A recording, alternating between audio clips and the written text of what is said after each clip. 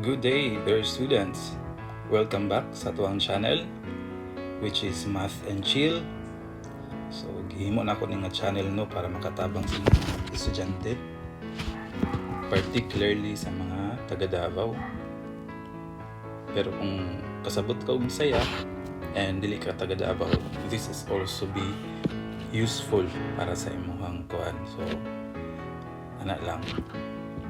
So karon no nanata sa episode 5 sa tuwang math channel. And by the way, kung wala pa mo naka-subscribe no, i-click lang ang button below kung sa tan-aw nimo is useful nga channel sa imo ha. Labi na ba kung naginahanglan ka og mga additional resources para sa imong math na subject. So today, napuntay lang this topic nga i-discuss ato ang math, particularly sa algebra. Kini ginatawag ni siya og solving quadratic equations by extracting the roots. We say extracting the roots, we are referring to square roots ha.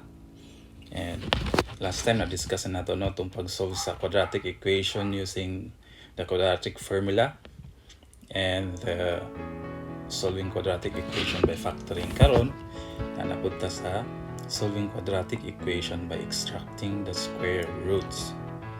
So unsa man ning extracting the square roots? Extracting the square roots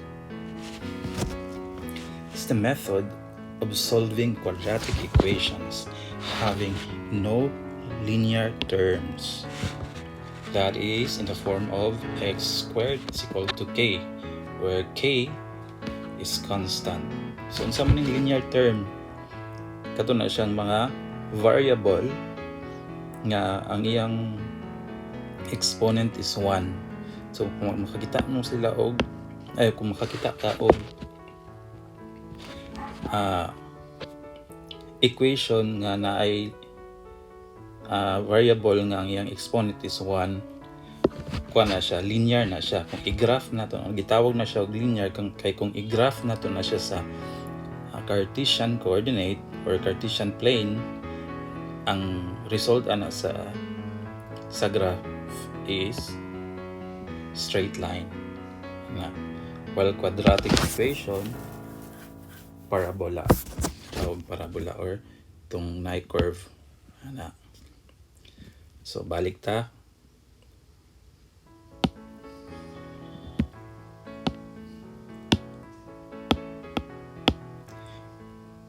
Balik ta sa atong discussion no. So magamit nato ni ang extracting the roots nga method kung ang ato ang equation is or quadratic equation is wala siya linear terms. Again, ang linear term kato na siya mga variable like ang iyang exponent is 1. So like x.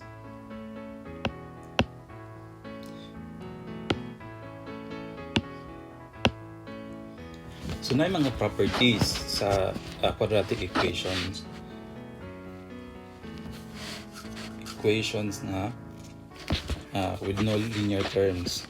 So kung paano na to ang roots, kini nga mga properties ang kailangan nato na hinumduman. If k, again ang k is constant, is greater than 0, then the equation has two roots or solutions. Na siya duha ka solution. That is in the form of x is equal to positive and negative the square root of k. Kini. Sorry.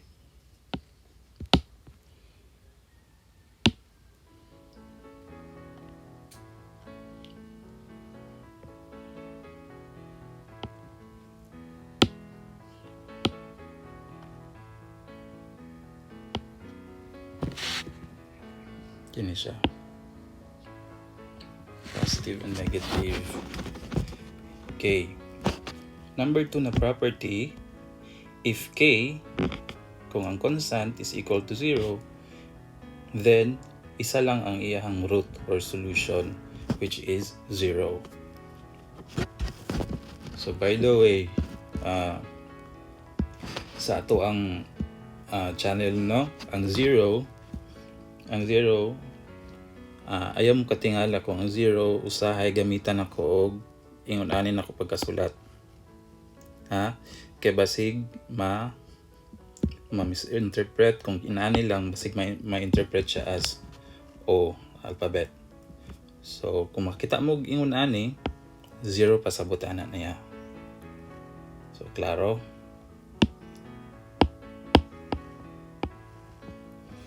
So number 3 nga property, if k is less than to 0, then there is no solution because that is negative. Less than 0 are mga negative na numbers. So para masabtan nato, let's have some example. Let's start with the number 1 property, when k is greater than 0. So meaning there are two solutions.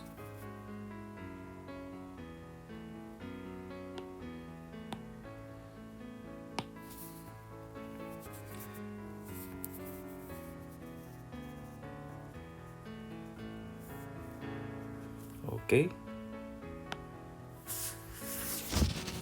So let's have an example. Example number 1.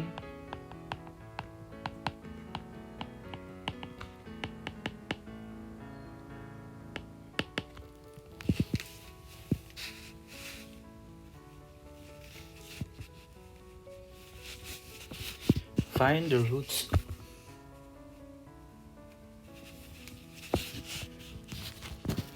roots of x squared minus 9 is equal to 0.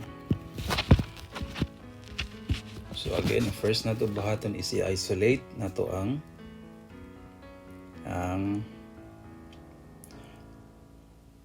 variable. So i-isolate na to ang x squared. Para ma-isolate na to siya, mag-add ta og 9 diri para ma-cancel out na tong 9. Then kung unsa tong gibuhat diri sa left side, maupod ang atong buhaton sa right side. So 0 plus 9, nag-plus ta diri, nag-add ta og 9, nag-add po diri og 9. So ang result is ma-cancel ni x squared is equal to 9. So unsa na pagkuha sa value sa x, that is square na to siya. Square, kung unsang buhaton sa left side, mapud ang buhaton sa right side, is square po nato na siya. So this is equal to x squared is equal to 3 squared. Right? Perfect square ang 9. So 3 times 3 is equal to 9. So ang mahitabo, cancel out ang square root. So ang habilin kay x is equal to positive negative 3. So ano lang siya. So naatay duha ka solution. X sub 1 is equal to, take the positive 1, 3, and x sub 2 is equal to negative 3. So man yang ato ang answer. Two solution. So tama ang ato ang rule, no? If k this 9, this 1, greater than siya sa 0, so mag-expect ang 2 ang solutions niya, which is x equal to 3 and x equal to 2. So i-check na to na, no, kung tama pag yun na siya nga. Kung kining duha ka values sa x sub 1 and x sub 2, mag-satisfy ba siya sa equations nga given. So may checking. Balik ta sa original equation, x squared minus 9 is equal to 0. Let's take the x sub 1 for example, which is 3. 3 squared minus 9 is equal to 0. 9 minus 9 is equal to 0. So let's take the negative 1. X sub 2 is negative 1. So negative 3. Negative 3 squared minus 9 is equal to 0. Negative 3 is equal to 9 minus 9 is equal to 0. So, correct ang ato ang equation. So, ana siya pag kuan sa mag-extract ka og roots. Suppose we have another example. Let's take example number 2.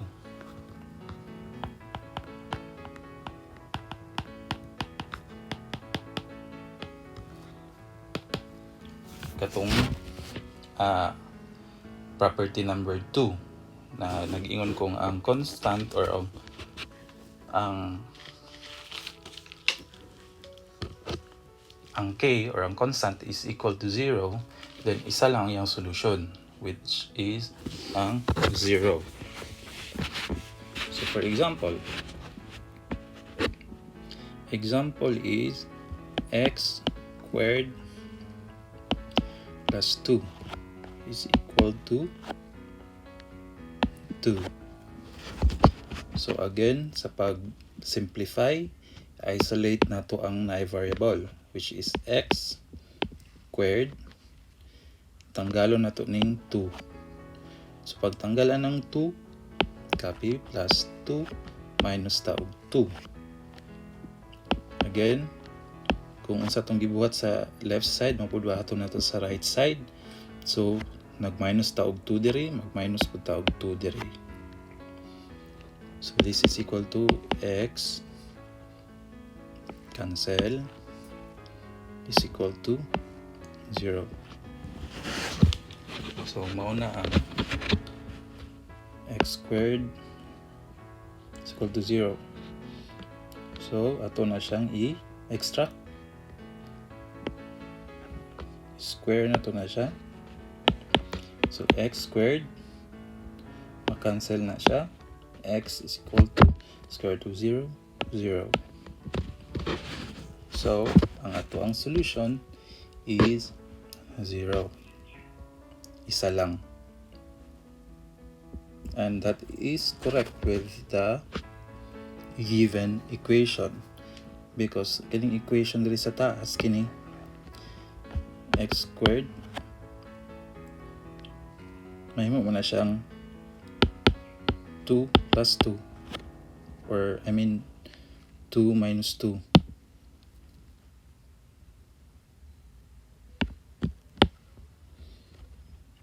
Minus 2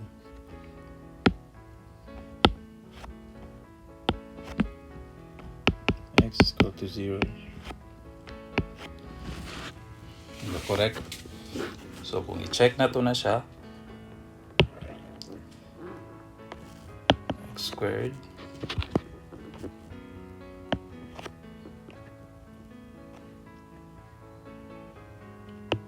plus 2 is equal to 2.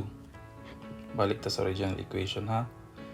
So 0 squared plus 2 is equal to 2. 0 plus 2 is equal to 2. 2 is equal to 2. So correct ang ato ang nakita nga solution, which is 0. So I hope na inyo kung nasundan. So let's have another example. I-try naman po nato ang number kining example number 3. Example number 3.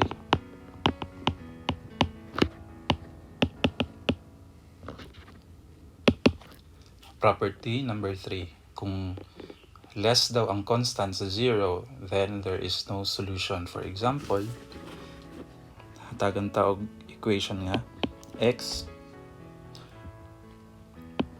squared plus 16, for instance, is equal to 0. So pag simplify again, isolate na to ang na variable. So x squared plus 16 minus 16 is equal to negative 16.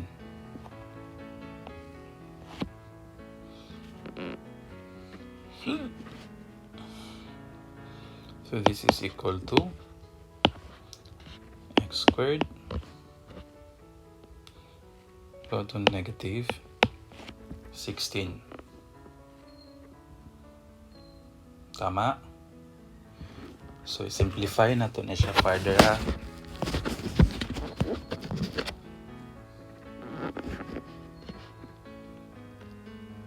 X squared is equal to negative 16. So, ang answer na to is negative 16 since kini siya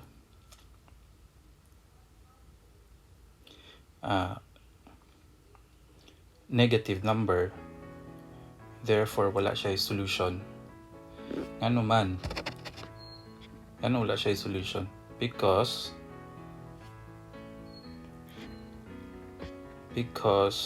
any negative value of x, kung i-square na to na siya, i-multiply na to siya by itself, ang answer is positive. Dili na siya mo satisfy sa to ang equation. So, ang atong buhaton ani, however, makakuha siya og kanang ginatawag nato siya imaginary solution nga, imaginary roots nga ginatawag. Ang atong buhaton is para ato ni siyang ma-extract is ang 16 square sa nato para ma-extract nato, no? This is square para ma-extract nato na siya.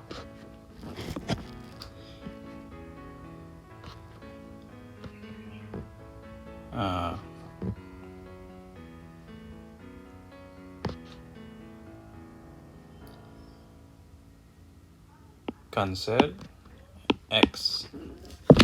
So sa itong gibuhat sa left side, mapod atong buhaton sa right side. So kining the square root of negative 16 again, imaginary na siya. So pwede na to na siya ma-extract gyapon by equivalent na siya sa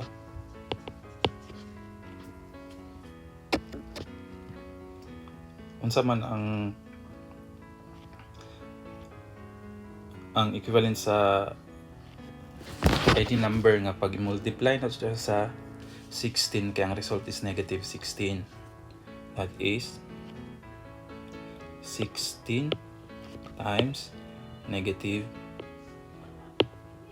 1, right?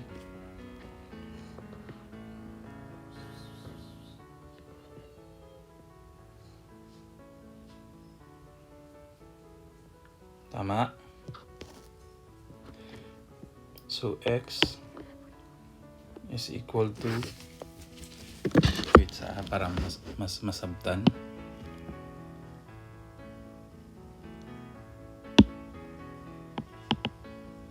Copy sa nato ning kon.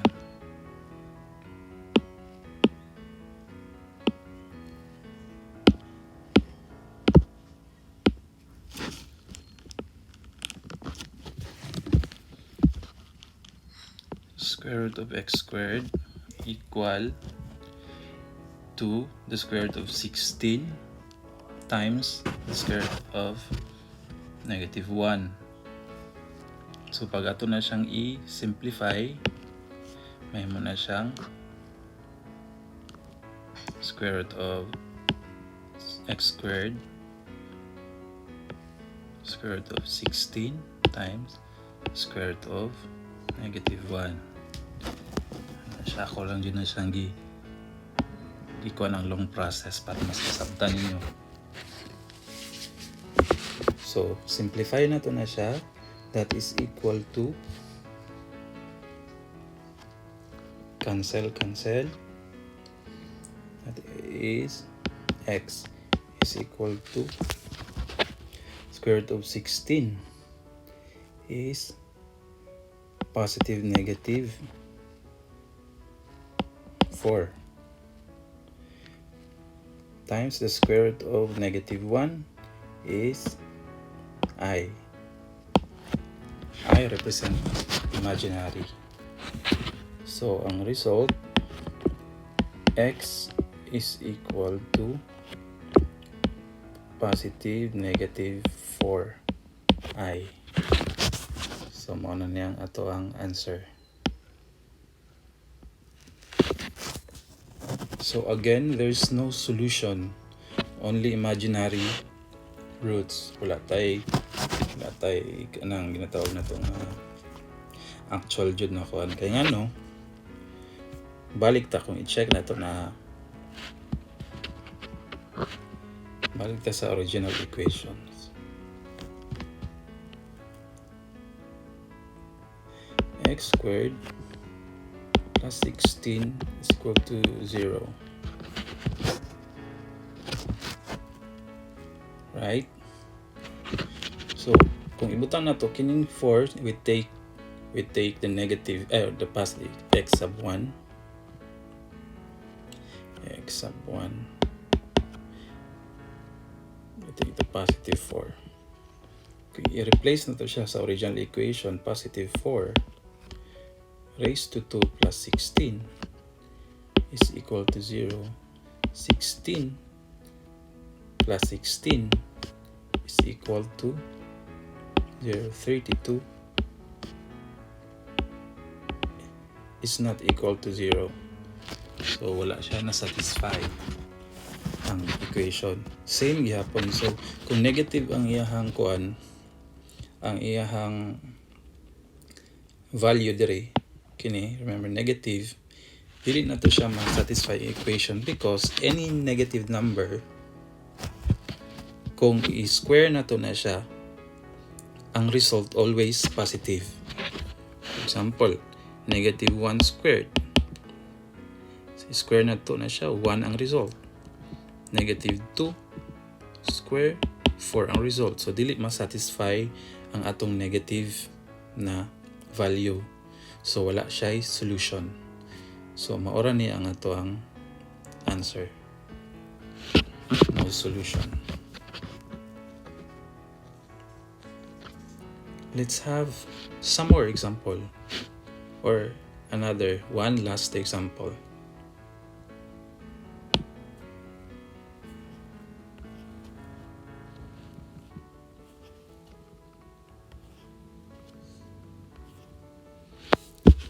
Example number 4.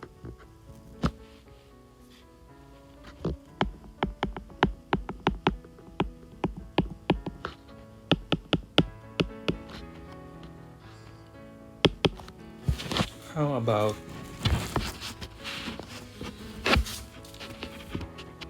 you are given kung hatagan mo ingon ani nga equation x minus 2 squared minus 36 is equal to 0.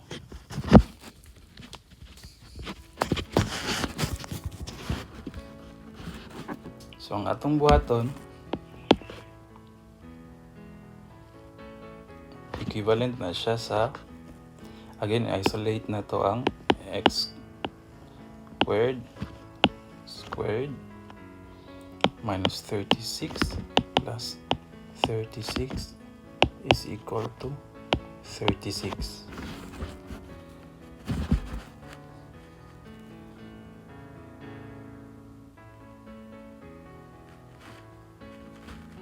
Or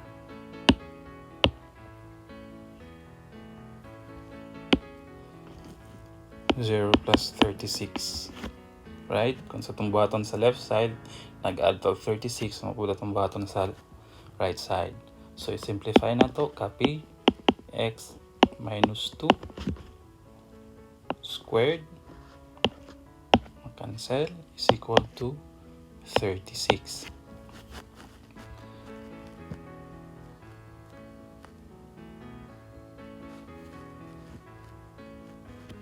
Next, so pag inani gani na may kuha nga binomial nga gi-square, kini pwede na nato na siya i-treat as nga to ang x. So masatisfy gyapon niya ang property number 1. Masatisfy gyapon niya ang equation nga x squared is equal to k, where k is constant. So ang atong buhaton, erase natin na siya kaya para di mo confuse. Ang buhaton is square na to both side, x minus 2 squared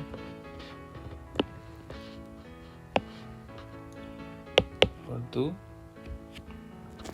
36 is a perfect square, so that is equivalent to the square root of 6 squared. Tama. So simplify natin siya further. Cancel out na to ang radical or the square root. Cancel. Mabilin x minus 2 is equal to positive negative 6. So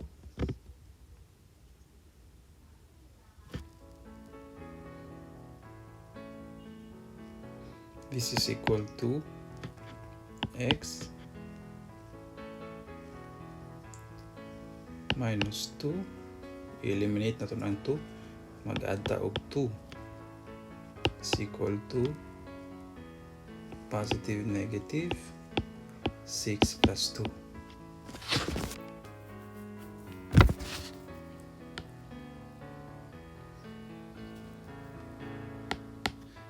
Simplify further, makancel ang negative o positive 2, x therefore is equal to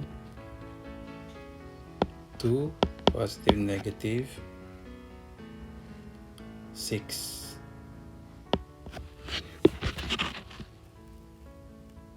So ang atong solution sa equation x sub 1 is equal to 2, we take the positive first, which is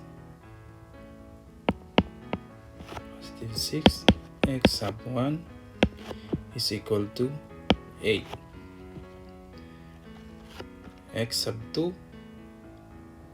for the value of, we take the negative sign, x sub 2 is equal to 2 negative 6, x sub 2 is equal to negative 4. Therefore, ang ato ang solution sa equation is 8 and negative 4. Siya. So again, sa pag-check na to ni balik, or sa pag-check na to kung tama ba ang atong answer, balik ta dito sa equation. So check na to kung tama ba ang value.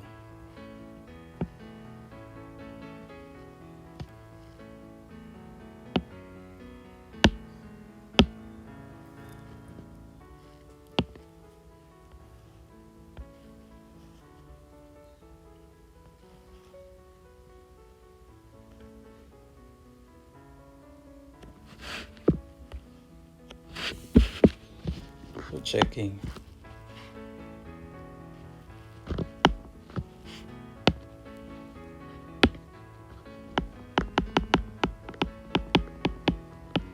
pag-check again, balik ta dito sa original na equation, which is so ganito: x minus 2 squared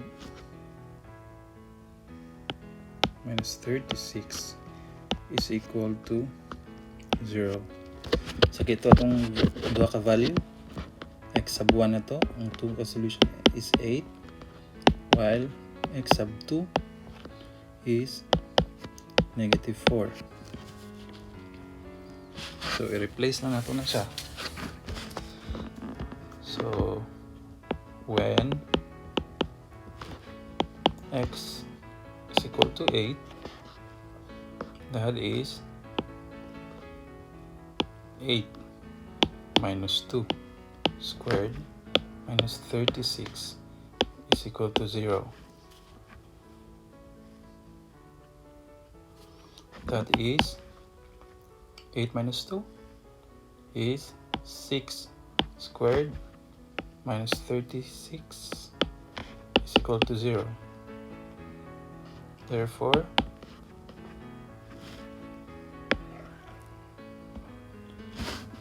six squared minus 36 is equal to 0. 36 minus 36 is equal to 0.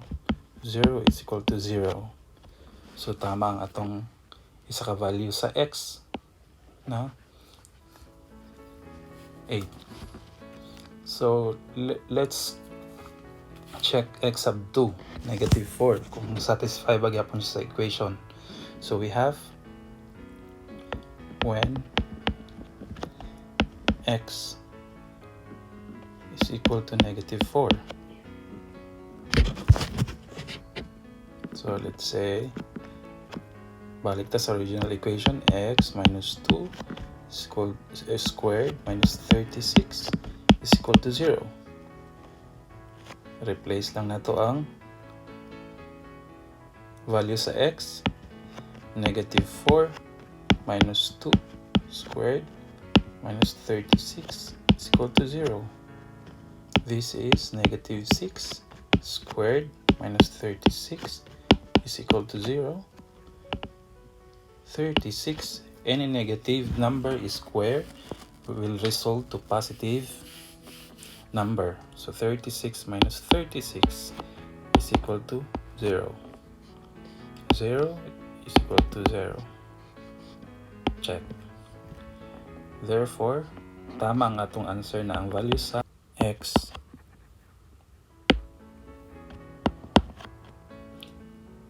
sub 1 is equal to 8, x sub 2 is equal to negative 4.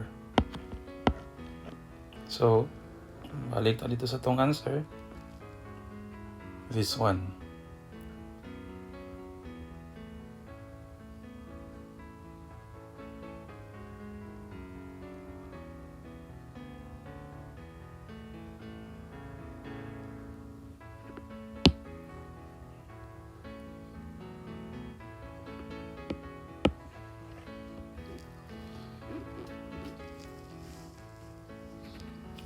So I hope namin natunan today sa ato ang topic nga solving quadratic equations by extracting the roots or extracting the square roots.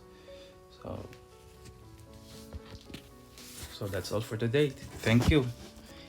Kung wala pa mo nakasubscribe, again, i-click lang ang subscribe button below para updated mo sa ato ang next na po niya mga discussions. That's all for today again, and good day.